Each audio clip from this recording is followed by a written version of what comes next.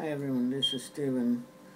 I'm here to talk about something quite unique that took place in 1993 when a story was released that had a huge impact on readers and the fans of Superman.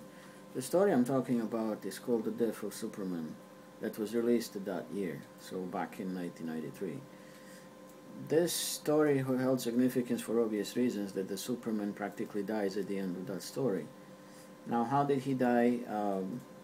He actually died in a fight against a very powerful alien being that's practically just as strong as the Hulk and so forth, and it seemed completely indestructible.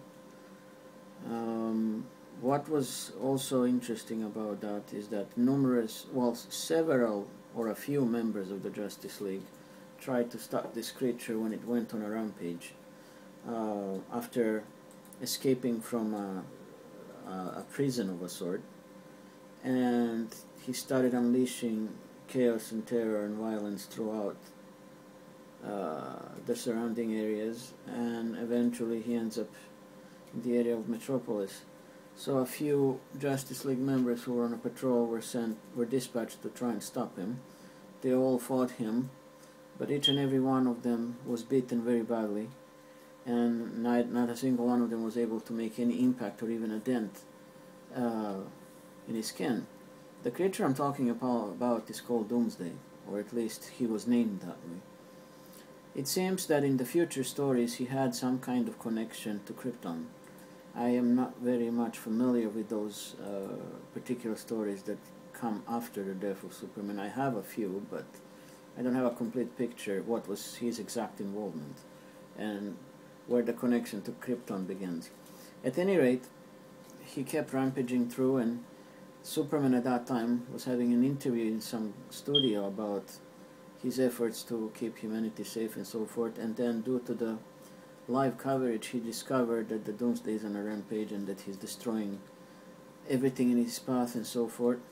So Superman obviously decided to go there and stop him when he realized no one else can, and that's where this fight of enormous proportions between the two starts, with no holds barred. So it was a fight to the finish. Superman did not realize that at first, but the more he fought the creatures, he started observing him that his strength is only getting larger and that he's becoming stronger as he fights, and that he seems practically unstoppable. It was impossible to hurt him. Then Superman realized down the line that the only way this is gonna go is that he either permanently puts a stop to Doomsday, or that he sacrifices himself in order to stop him once and for all. Now, this is the comic book I'm talking about. I have this compilation of the stories that lead to the final fight, including the final fight. As you can tell, it has the iconic Superman's cape all torn up, hanging on a stick, and the rubble from the fight between Superman and Doomsday right here on the front page. And of course it has the title, The Death of Superman. This was just one of the covers that this comic book was released as. The other cover that this story was released under would have a completely black background and Superman's insignia, letter S, covered in blood.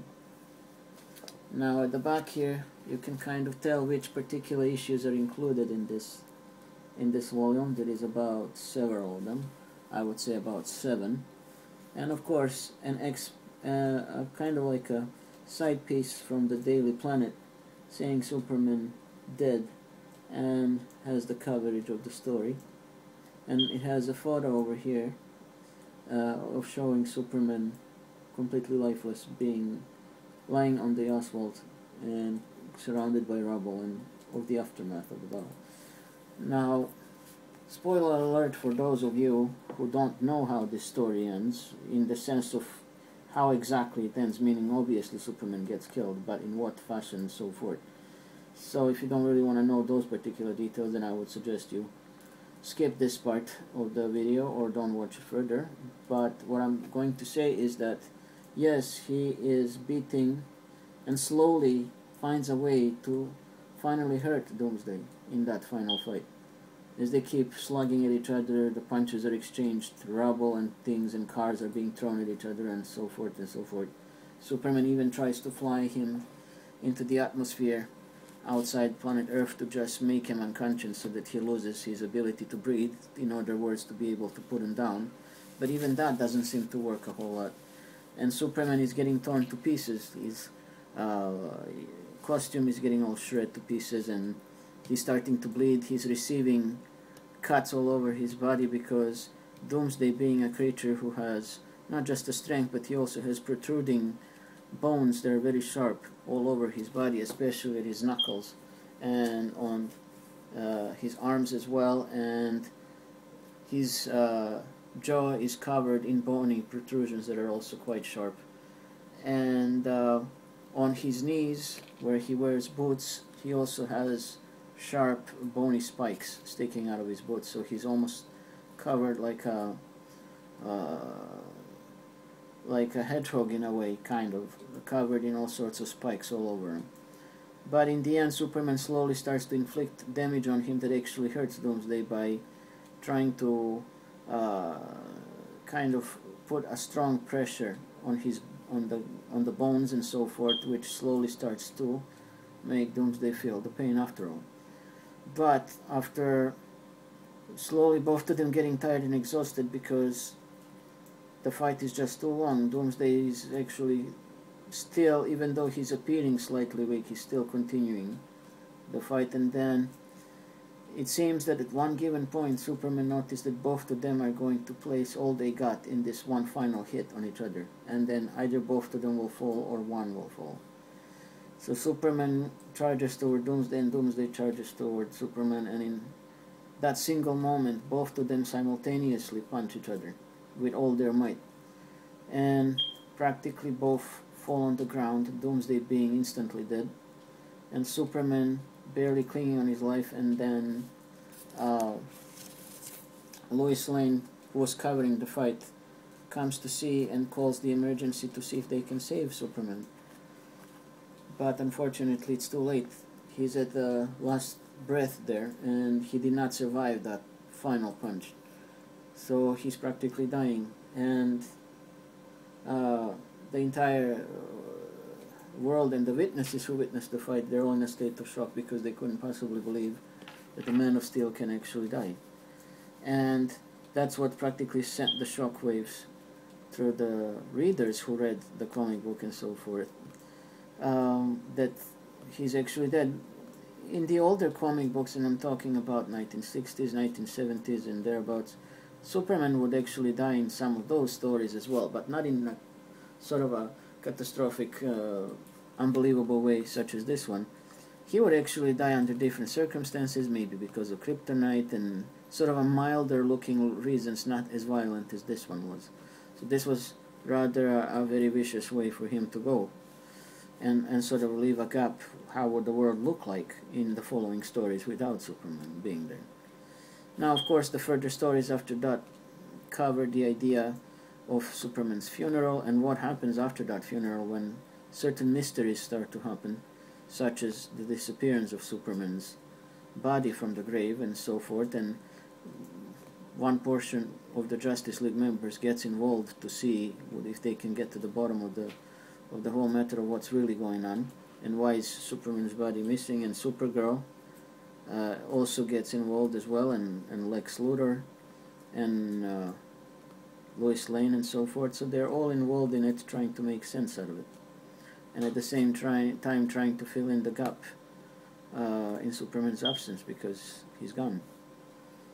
Now, of course, in the much further stories after that, which I will talk in another video, there is a change in pace of where the story goes, because the death of Superman, or the stories that lead to the death of Superman and then death of Superman itself, and then all the stories leading after that, meaning the conspiracies over his body, and then they will all lead to one final story that will conclude that entire arc. That final story is actually quite interesting, and I won't reveal much about it unless, of course, some of you who may have read all these stories are very much familiar what happens at the end. but I will cover that particular last part of the story in another video. Now I will just show you some of the scenes here that mark this story of Death of Superman kind of impressive. There are certain images that remain in people's minds, I guess, when it comes to that infamous fight between them. As you can see here on these pages, I hope you guys can see it well. This is the moment when Superman and Doomsday place everything they got in that one final shot at each other, thinking that will be the one to end the fight, either for better or for worse. And you can tell Superman is at the last of his strength and he's just composing himself for one final try. He's all torn up, his costume is barely hanging on him, and he's bleeding from the cheeks and other parts of his body. And Doomsday is still very much willing to charge for that same reason, to final attempt to get rid of him, because Doomsday already defeated several members of Justice League, but Superman proved to him to be a much tougher opponent than he expected. So that final moment ends in this rather dramatic two-page shot of that moment when instantly simultaneously they punch each other out. You can tell here Superman punching Doomsday, and Doomsday also knocking him out across the jaw. Jimmy Olsen and taking that shot of the two of them simultaneously falling backwards from the fight because they're done. And the look of shock in Lois Lane's face as she witnesses the moment. And then, of course, the image that was quite known in those days, where Lois Lane is holding Superman, who is on his last breath, and she's still trying to encourage him to stick around and just try and not talk too much and so forth, because the ambulance is on its way, and she still hopes desperately they can save him. But as you can tell, he's completely exhausted of any energy, and there is very little they can do for him at this time. He's just barely clinging on, and it's obvious that he's going to just pass away. And the final image is the one that practically concludes this particular story. Lois Lane falling backwards in her, overcome by emotion and a shock that Superman is dead, and he's just lying there motionless, and his cape is like practically presented as a torn flag on the spot where he falls. And that's practically in a very tragic manner that this comic book story ends. Now, why all this story that I gave you that's such a long introduction? Because it leads to this particular box set right here that was released to commemorate the battle between Superman and Doomsday, that final fight. And this combo set was released actually in 2017 by DC Collectibles. They used to be known as DC Direct. So practically what you get in this box, and I will not be opening it as of yet, what you get is you get Doomsday, the big bulky fellow here, and you get Superman at the moment when he's all torn up. So you can practically recreate that final scene when the two of them are about to clash in the final attempt to finish each other off. And what you also get inside, you get a mini diorama that was taken directly from the comic book, made on a solid carton and I guess computer printed. You get the rubble pieces inside, exchangeable hands for Superman in particular. You get the Superman's cape on a stick, practically representing that flag idea on the spot where he falls. And this is released as a part of a DC Icon action figurine for DC Collectibles, that practically this was its final piece, since that line did not do so well. the figures are in this pack are much bigger than the first initial DC icons that were released based on Justice League members. So these are actually bigger in size. And what you can see at the back of the box here, you can see how Doomsday looks like over there in the corner. And you can also see the two of them, how they look on the diorama, at least partially finished diorama. Superman also comes with laser beams that can be attached to his face, and he comes with two switchable heads. One that looks angry and enraged, and the other one when he's already dead with the eyes closed. And there is a small piece of asphalt with the rubble pieces you can put all over it to represent parts of the building that broke down during the fight. Now this box actually comes in two layers of packaging. So the first layer is a very thin layer that can be easily removed. It just has to be opened on the side here, but I'll probably just see if I can just slide it out. There we go. And what you get inside is almost the same type of packaging, but not quite, because here you get to see the art of the rubble around the fight, just practically printed directly from the comic book. And on the side of the box you see that image of Superman's cape used as a flag to mark the spot where he fell. And then at the back it's pretty much the same. It's pretty much the same thing, showing the diorama partially finished, showing some small corner pictures of Doomsday and Superman. And of course, as you can tell, Doomsday, as it should be in the comic book, is actually much bulkier and taller and bigger than Superman. But the ratio between the two of them size-wise is actually very well represented.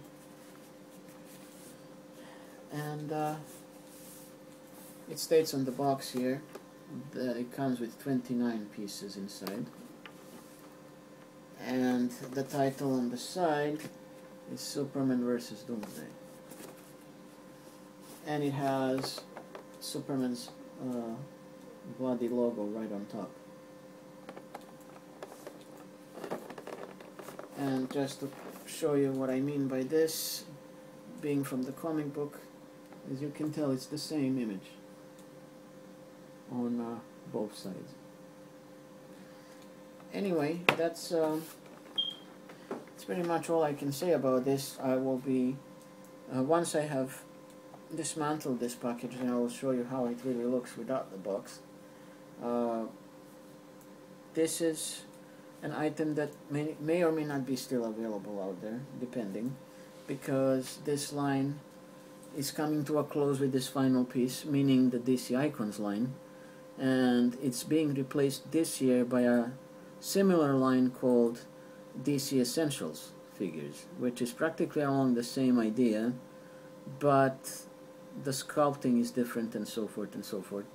And I'm not sure if it comes with extra pieces or not, but the DC Icons lasted for at least a few waves. Some waves were cancelled, and I'm not really sure why the DC Icons did not show too much promise. One of the reasons and problems that people complained about is that the figures that were released in the initial waves were just too short, maybe 5 inches tall, which is not something people like a whole lot, and they prefer, I would assume, 6 to 7 inches tall, at least when it comes to DC figures.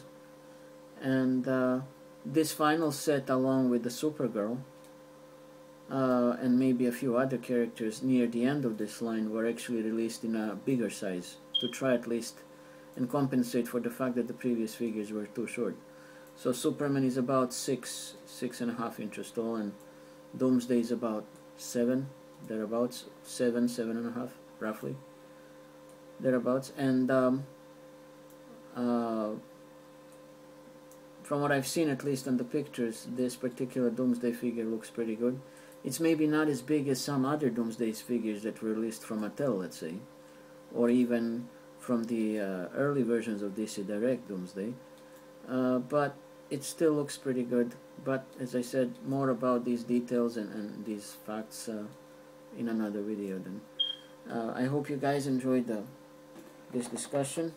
There will be more talk in regards to this, at least in 2 more videos, to see these figures out of the box and to see, of course, how the story that started with the death of Superman really ends in the comics, and what figures were released to commemorate the ending of that story.